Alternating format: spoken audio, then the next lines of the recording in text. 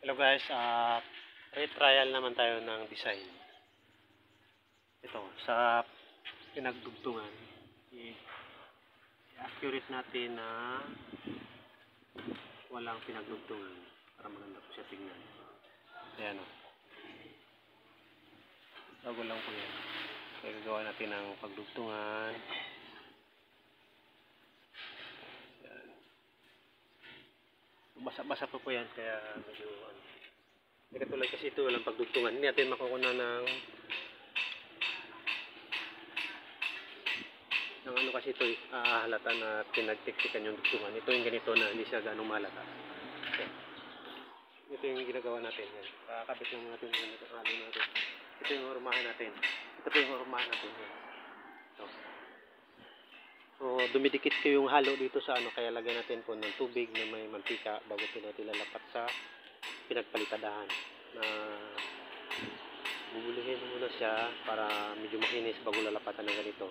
Kailangan lagyan natin ng oil na yung tubig para bago ilalagyan natin yung ganyan. Para paglapat natin dito, hindi, ito yung mga semento na to, hindi to siya didikit sa umahan paghila. Kailangan dahan-dahan. Kasi masyadong madikit kasi ito eh. Didikit talaga yan. Kaya ito, ginagawa natin na hindi mo makita yung pinagdugtungan. Kaya ano natin to ng magandang ano. Yan. Wala tayong cameraman eh, kaya ito lang muna. Nagawa natin to ng dugtungan.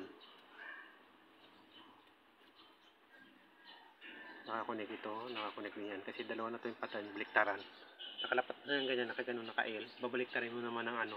Para yung diretso po nito, nakadiretso yun dyan. So, naka-layout po yan. Ito po, nakadiretso rin to.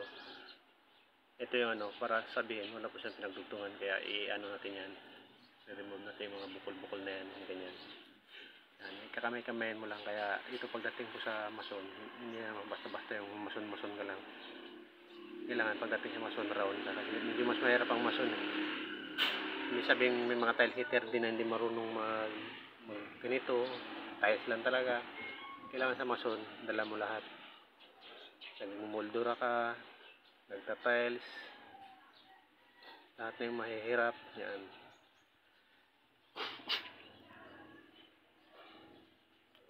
So, diba?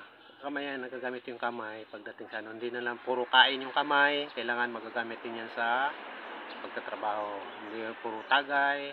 Lahat ng pagkakalikot-kalikot ng kamay, gagamitin din yan sa trabaho. Katulad ng mga ganyan, mga kamay-kamay. Mga finger-finger ba? Mga finger simento. Para medyo magamit mo yan. Kasi pag mga kutsara, malaki yan. Madadama yung ibang mga part ng iba ng ano, design.